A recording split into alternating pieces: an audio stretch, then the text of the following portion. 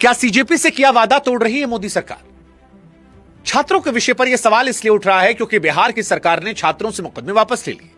असम की सरकार ने भी लिए, वहां 13 लोग बंद थे, छोड़ दिए गए।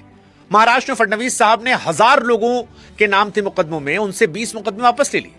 कलकत्ता की सरकार ही वापस ले रही है, कह रही कुछ नहीं होगा छात्रों पर। लेकिन दिल्ली में एक भी मुकदमा वापस नहीं लिया गया है। अब दिलचस्प यह है कि दिल्ली वो जगह है जहां जंतर मंतर में प्रोटेस्ट होता है, सड़क से संसद का मार्च होता है, यहीं पर हंगामा होता है, यहीं पर छात्रों पर आरोप लगा कि पत्थरबाजी की, पुलिस पर आरोप लगा कि पैलेट गन से गोली चलाई, डंडा मारा, बहुत सारे आरोप प्रत्यारोप के दौर हैं।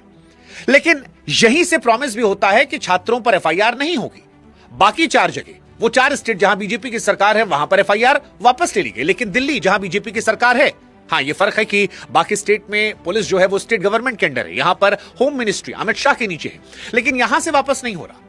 मतलब बीजेपी का प्रॉमिस जो था वो केंद्र का प्रॉमिस राज्य लागू कर दे रहे हैं, लेकिन केंद्र की अपनी पुलिस नहीं करवा पा रही। और यहीं से सवाल है कि क्या ये जानबूझकर है या फिर कोई टेक्निकल पेच है? क्योंकि कांग्रेस जनता पार्टी वाला कह रहा है कि अगर एफआईआर वापस नहीं होगी हम फिर से प्रोटेस्ट करेंगे। देश की जनता यह सवाल पूछ रही है कि छात्रों पर एफआईआर नहीं हो रही है असामाजिक तत्वों पर, क्योंकि सीजेपी भी कह रही थी कि असामाजिक तत्व जो है वो हमारे लोग नहीं है। अगर नहीं है तो फिर एफआईआर का डर किससे है? और क्या सरकार छात्रों पर एफआईआर करना चाह रही है या उन लोगों पर जो असामाजिक हैं? या फिर वादा यह था कि चाहे जिसने एम्बुलेंस तोड़ी, चाहे जिसने सर फोड़ा, चाहे जिसने मुंह पे मारा, सब पे एफआईआर वापस होगी? यह सवाल बड़ा इंपॉर्टेंट है क्योंकि सुप्रीम कोर्ट भी एक तरफ कह रही है कि शांतिपूर्ण प्रदर्शन का हक संविधान से मिलता है, सजा नहीं होनी चाहिए, यानी दरवाजे पर पुलिस नहीं आएगी। लेकिन सुप्रीम कोर्ट के ही आदेश में यह भी लिखा है कि जो मुकदमा दर्ज है उसकी जांच चलती रहेगी, मतलब मुकदमा बंद भी नहीं होगा। और भाई, जिंदा मुकदमा कोई कागज नहीं होता, वो साथ चलता है। आप पासपोर्ट बनवाने जाइए, साथ आएगा। सरकारी नौकरी के फॉर्म में जाइए, साथ आएगा। तो कोई केस चल रहा है तो फिर वो तो आएगा। दूसरी तरफ सरकार भी उतना फंसी है। दिल्ली में 20 मुकदमे दर्ज हैं, जिनमें 3 हत्या की कोशिश के हैं, 12 दंगा भड़काने के। पुलिस का अपना आंकड़ा है कि उस दिन 130 पुलिस वाले घायल हुए, 65 छात्र भी। अब जिस सिपाही के सर पर पत्थर लगा उसका भी घर है, उसकी भी फाइल है। और कुछ मुकदमे पत्रकारों ने खुद कराए हैं अपने ऊपर हुए हमलों को लेकर, वो उनकी हां के बिना वापस नहीं हो सकते। और अगर आप सब एक साथ खत्म कर देंगे तो यह मानना पड़ेगा कि उस दिन तो कुछ हुआ ही नहीं। वापस ले लो तो मामला साफ, ना लो तो वादा टूटा। और यहीं से सवाल कि करे तो करे क्या, बोले तो बोले क्या? क्योंकि कैमरे के सामने मंच पर तो कहा गया था। अब सवाल भी सही है कि अटका कहां? जिस दिन लिखित गारंटी आनी थी उस दिन 2873 का एक आंकड़ा सामने आया।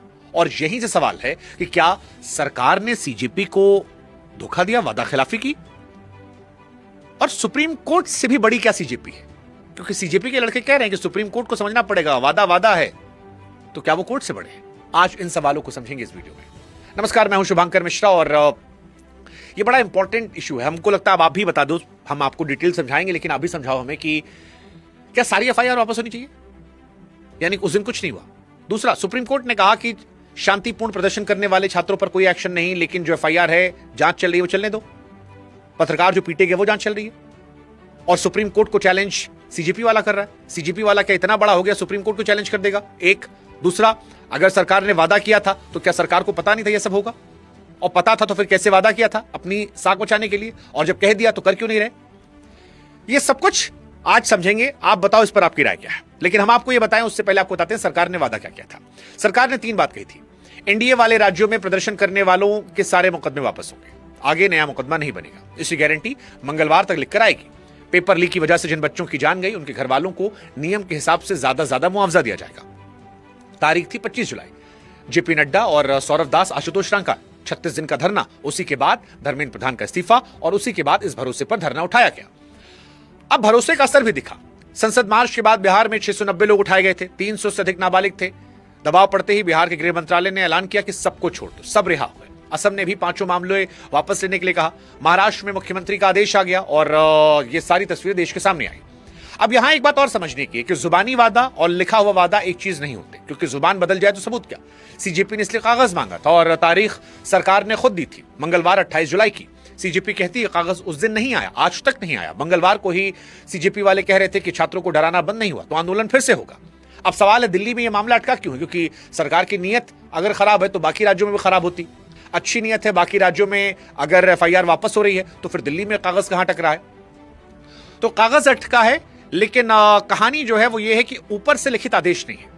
तरीका यह है कि पहले सरकार पुलिस को लिख कर दे, फिर पुलिस जो है वो उपराज्यपाल के पास जाए, उपराज्यपाल हां कहे तब अदालत को बताया जाए।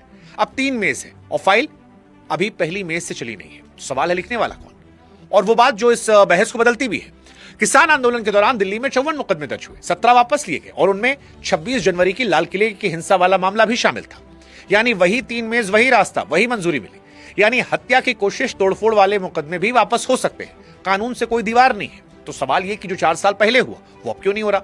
तो पहले वो बात भी मान लेते हैं जो सरकार के पक्ष में जाती है। दिल्ली के मुकदमे बाकी जगहों के मुकदमे जैसे नहीं होते, क्योंकि पटना, गुवाहाटी, कोलकाता में जो मामले बने वो ज्यादातर धरने और हिरासत के हैं, जबकि दिल्ली वाले 20 मुकदमों में हत्या की कोशिश तक के आरोप है। दोनों को अगर एक तराजू में तौला जाए तो यह तौलना ईमानदारी नहीं होगी। लेकिन सवाल यह है ही नहीं कि सारे मुकदमे खत्म हो। सवाल यह है कि जिस बच्चे पर सिर्फ भीड़ में खड़ा होने का आरोप है उसका क्या? एक दिक्कत असली भी है। कई पत्रकारों ने अपने ऊपर हुए हमले के मुकदमे खुद करवाए हैं और उनकी हां के बगैर वापस नहीं हो सकते। ये नियत का मामला नहीं है, कानून ऐसा बना है। और इन सब के बीच में 2873 का आंकड़ा कानून के हिसाब से कुछ नहीं, क्योंकि ये 2873 लोग उन 20 मुकदमों के आरोपी हैं ही नहीं। ये वो लोग हैं जो 20 से 25 जुलाई के बीच प्रदर्शन की जगह पर मौजूद थे और जिन पर पहले से कोई ना कोई केस चल रहा है। तो क्या जिन पर पुराना केस चल रहा है वो प्रदर्शन में खड़ा नहीं हो सकता? कानून कहता है हो सकता है। पुराने केस से ना वोट देने का हक छीनता है, ना बोलने का, तो सड़क पर खड़े होने का हक क्यों छीनेगा? अब अगर इन 2873 में से किसी ने उस दिन कुछ किया था तो उसके नाम की एफआईआर कहां है? अगर आप तारीख देखेंगे तो 28 जुलाई को गारंटी आनी थी, लेकिन आंकड़ा आ गया बाहर 27 जुलाई को। हो सकता है ये कोइंसिडेंस हो, मैं नहीं जानता, मासूम इत्तेफाक होते हैं। लेकिन एक बात जो इत्तेफाक नहीं है वो है कागज पर लिखकर आना, जो आज तक नहीं आया। जो आंकड़ा कहीं लिखा हुआ नहीं है वो एक दिन में हर चैनल के पास है। दिल्ली जंतर मंतर प्रोटेस्ट को लेकर एक हैरान करने वाला खुलासा हुआ है कि दिल्ली पुलिस ने चेहरा पहचानने वाली मशीन और सीसीटीवी से 2873 लोग पहचाने और ये बताया जा रहा है कि इनमें 989 पर गंभीर मामले, हत्या के 101, लूट और डकैती के 284, हथियार के 229 मामले। और आज तक यह आंकड़ा किसी अफसर ने अपने नाम के साथ रिकॉर्ड पर नहीं कहा। अब सवाल यह है मशीन आई कहां से थी? यह भी दिलचस्प है। दिल्ली पुलिस ने यह चेहरा पहचानने वाला सॉफ्टवेयर 2018 में खरीदा था, गुम हुए बच्चों को खोजने के लिए। पहली बार इसे किसी भीड़ पर 2019 में चलाया गया, फिर किसान आंदोलन की जांच में और अब जंतर मंतर पर। जो मशीन बच्चे ढूंढने के लिए आई थी वो अब बच्चे ढूंढ रही है, लेकिन दूसरी तरह के बच्चे। और यही सीजेपी वालों को परेशान कर रही। वो कह रहे हैं कि अगर भीड़ में अपराधी घूम रहे थे तो पुलिस अदालत जाए, उनके पुराने केस में जमानत रद्द करवाए, पुराने आरोपियों का नाम लेकर नए मुकदमे ना चलाए। उधर सुप्रीम कोर्ट के वकील कहते हैं कि खुद प्रदर्शन कराने वालों ने ही माना था कि भीड़ में गड़बड़ी करने वाले घुसे हैं, तो पुलिस ये देख सकती है कौन किस इरादे से आया था। लेकिन इन सब के बीच कहानी सुप्रीम कोर्ट की भी, क्योंकि दो बातें एक साथ चल रही है। प्रदर्शन करने वालों को सजा देने वाली कार्रवाई मत कीजिए, जो बात सुप्रीम कोर्ट कह रहा है, लेकिन सुप्रीम कोर्ट यह भी कह रहा है कि जंतर मंतर प्रोटेस्ट में जो मुकदमे दर्ज हैं उनकी जांच करते रहिए। और सीजीपी वालों का एतराज इसी बात को लेकर है, क्योंकि उन्हें राहत नहीं छुटकारा चाहिए था। 28 जुलाई को सीजीआई सूर्यकांत, जस्टिस बागची और जस्टिस वी मोहना की बेंच ने यह मामला सुना और अदालत ने एक लाइन कही जो पूरे मामले का सार है कि सिर्फ आंदोलन होने से लाठीचार्ज जायज नहीं होता। कोर्ट ने कहा कि शांतिपूर्ण प्रदर्शन था, यह संविधान का मिलाक है। जिसने जरूरत से ताकत दिखाई उस पर कार्रवाई कीजिए। 18 साल से कम उम्र के जिन बच्चों का कोई रिकॉर्ड नहीं उन्हें तुरंत छोड़िए, जांच के लिए एसआईटी बनाइए और प्रदर्शन के सीसीटीवी, ड्रोन, बॉडी कैमरा, सारे सबूत को संभाल कर रखिए। अब अगर यहां आंकड़ों की बात समझेंगे तो 20 जुलाई को पुलिस कहती है 118 पुलिस वाले घायल हुए, पुलिस वाले अगले दिन कहते हैं 130, साथ में यह भी माना कि 65 छात्र घायल हुए। लेकिन फिर 28 जुलाई को अदालत में सरकार के वकील कहते हैं कि 250 से अधिक पुलिसकर्मी घायल हुए। तारीख वही थी, भीड़ वही थी, हिसाब बदल गया। अब इस फर्क का मतलब समझिए। जिन मुकदमों को वापस लेने से मना किया जा रहा उनकी पूरी बुनियाद यही आंकड़ा है, क्योंकि आंकड़ा जितना बड़ा मुकदमे उतने भारी, और जो आंकड़ा 8 दिन में दुगना हो जाए वो अदालत में ठीक कैसे? दूसरी तरफ पुलिस के अपने ही कागज में 65 छात्र भी घायल है। इन 65 में से किसी की शिकायत पर कोई मुकदमा दर्ज हुआ हो, अब तक ऐसा सामने नहीं आया है। यानी उसी एक दिन का हिसाब, एक तरफ 20 मुकदमे और दूसरी तरफ 0।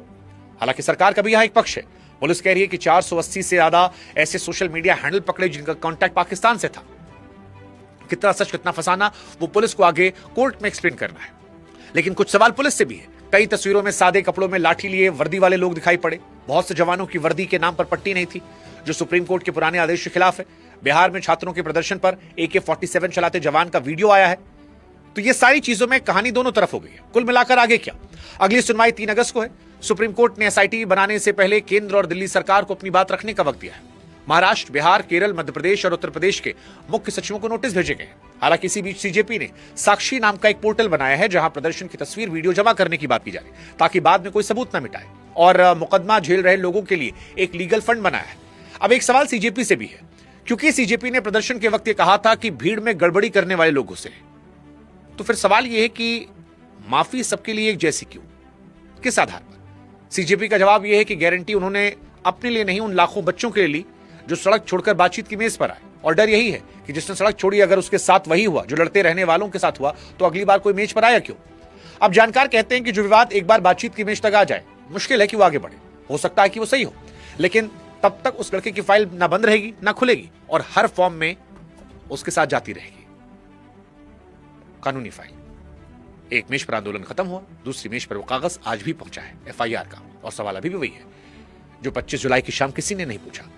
अगर दिल्ली को इस वादे से बाहर रखना था तो ये बात उस मंच पर उन कैमरों